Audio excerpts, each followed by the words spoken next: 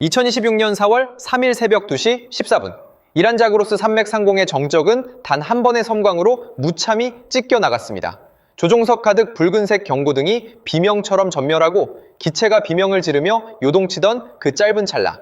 미 공군의 자존심이자 불패의 상징으로 불리던 F-15, 이 스트라이크 이글 한 대가 거대한 불덩어리가 되어 지면을 향해 곤두박질 쳤습니다. 인류 항공 역사상 104번의 공중전에서 단 한 차례도 격추된 적 없던 이 무적의 기계가 왜 하필 오늘 이란의 차디찬 고철 덩어리로 변해야 했을까요? 추락한 기체의 가격은 약 9억 달러, 우리 돈으로 1200억 원에 육박합니다. 하지만 미 국방부가 그날 밤 긴급 국가안보회의를 소집하며 발칵 뒤집힌 이유는 그 막대한 돈 때문이 아니었습니다. 추락한 기체에서 사출된 2명의 조종사, 그 중에서도 뒷좌석에 앉아있던 WSO, 즉 무장 시스템 장교의 존재 때문이었죠. 그는 단순한 조종사가 아니었습니다. 2025년 말 개정된 미 중동사령부의 극비작전 코드 센티넬 26을 설계한 핵심 전략가이자 대령급 고위 장교였습니다.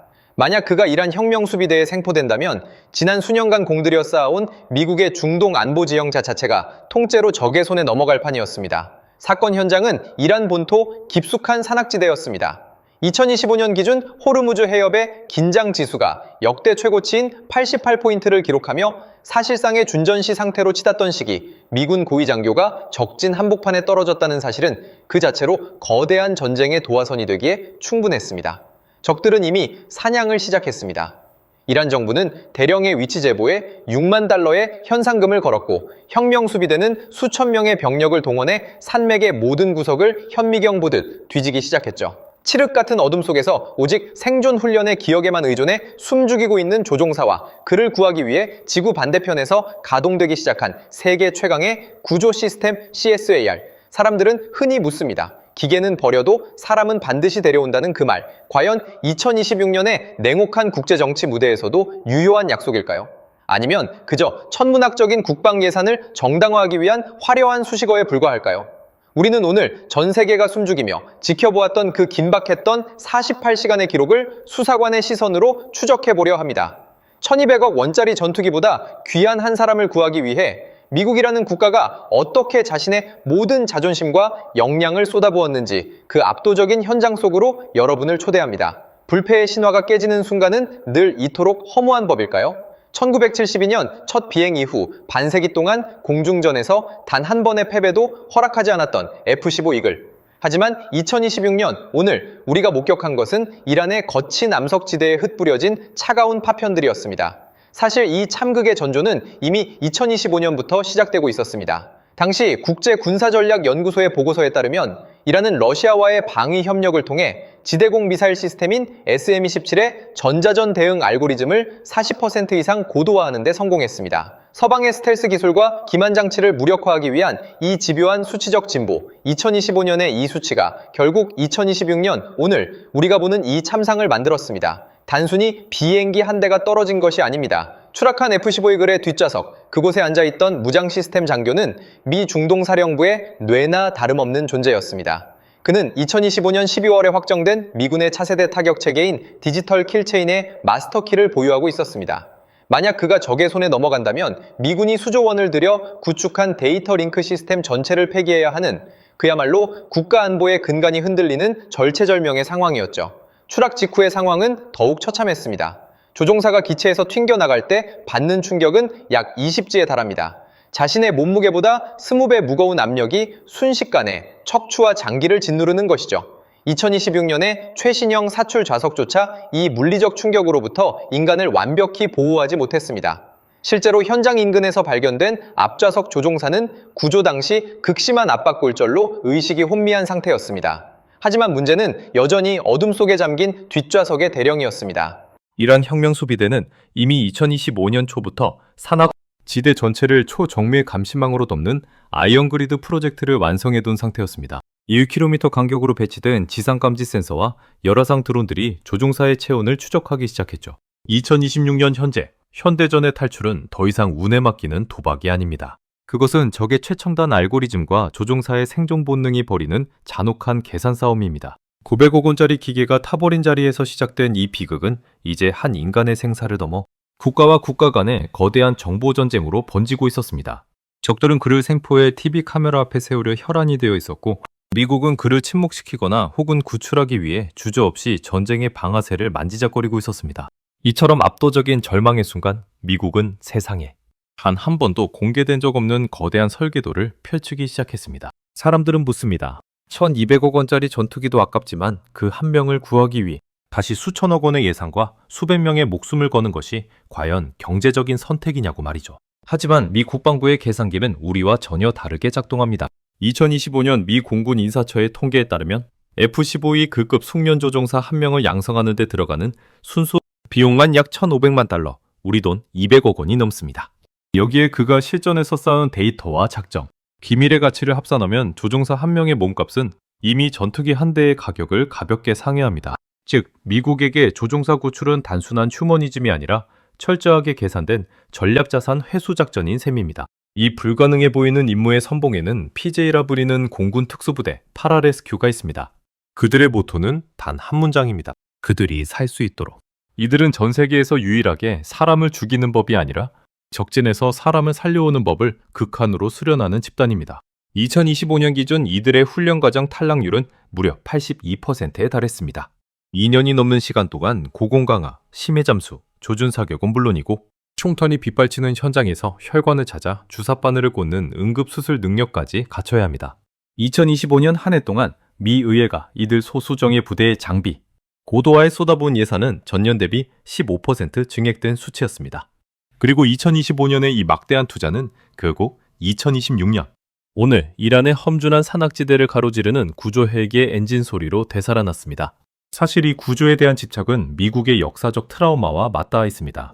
1970년대 베트남 전쟁 당시 미군은 격추된 조종사 한 명을 구하기 위해 헬기 수십 대를 잃으면서도 끝까지 포기하지 않았습니다. 그때 정립된 교리가 바로 CSAR, 전투 탐색 구조입니다. 만약 국가가 나를 버릴 수도 있다는 의구심이 조종사의 가슴 속에 단 1%라도 자리 잡는 순간 그 어떤 최첨단 전투기도 적의 방공망 속으로 과감히 뛰어들 수 없기 때문입니다. 우림은 반드시 당신을 데리러 간다 라는 이 보이지 않는 약속이 사실은 미 공군력의 진정한 엔진이었던 것입니다. 작전은 입체적으로 전개되었습니다. 단순히 헬기를 보내는 것이 아니었습니다. 2025년에 실전 배치가 완료된 초소형 저궤도 군사위성막 스타실드 V3가 실종된 대령의 생존 신호를 0.2m 오차 범위 내로 특정해냈습니다. 동시에 미 사이버 사령부는 이란 혁명 수비대의 통신망에 가짜 위치 정보를 주입하는 고스트 데이터 작전을 수행했죠. 이란 병력들이 엉뚱한 계곡을 뒤지는 사이 미 특수작전 사령부의 MH-47G 치누크 헬기는 레이더망을 피해 지면 밀착 비행으로 산맥을 넘고 있었습니다. 이것은 단순히 군사작전이 아닙니다. 자본과 기술, 그리고 인간의 생존 본능을 결합해 만든 인류. 역사상 가장 정교한 생명 유지 시스템의 가동이었습니다. 조종사가 떨어진 지 12시간째 이란의 추격조가 대령이 숨어있던 바위 틈 불과 500m 앞까지 도달했을 때 하늘에서는 이미 PJ들이 거친 하강풍을 일으키며 내려오고 있었습니다. 900억 원의 쇳덩이는 불타 없어졌지만 그 재떨이 속에서 미국은 신뢰라는 이름의 더 거대한 가치를 증명해내려 하고 있었습니다. 지적 해방감은 여기서 옵니다. 우리가 보는 것은 한 명의 구출이지만 사실 그 이면에는 미국이라는 거대 국가가 설계한 50년의 역사와 수조 원의 자본이 응축되어 있다는 사실 말입니다.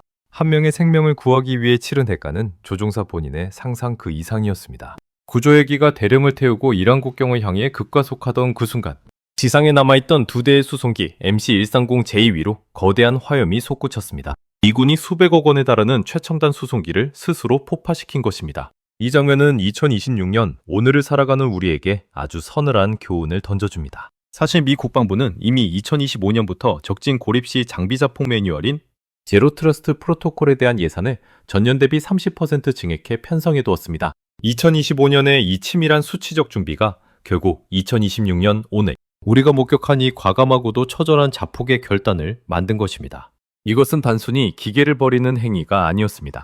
1980년 이란 대사관 인질 구출 작전인 이글 클로 당시 미군은 사막에 버리고 온 헬기 잔해 속에서 작전 기밀 문서를 노획당하는 치욕을 겪었습니다. 그 단 한 번의 실수가 이후 40년 동안 미국의 중동 정책을 발목 잡았죠. 2026년에 미국은 같은 실수를 반복하지 않았습니다. 비행기는 다시 만들 수 있지만 그 안에 담긴 2025년형 암호화 통신 모듈과 저궤도 위성 링크 기술이 이란과 러시아의 손에 들어가는 순간 미국의 글로벌 패권은 그날로 종말을 꼬했을 것이기 때문입니다. 하지만 이 사건의 파장은 단순히 군사적 성공에 머물지 않습니다. 2026년 4월 이란 산악지대에서 솟구친 그 자폭의 불꽃은 전 세계 금융시장과 지정학적 판도를 흔드는 도미노의 첫 번째 칩이 되었습니다. 작전 성공 소식이 타전된 직후 뉴욕 상업거래소의 서부 텍사스산 원유 가격은 배럴당 110달러를 돌파하며 요동쳤습니다. 2025년부터 이어진 호르무즈 해협의 긴장 상태가 이제는 통제 불가능한 수준의 전면전 직전까지 왔다는 신호로 시장이 받아들였기 때문입니다.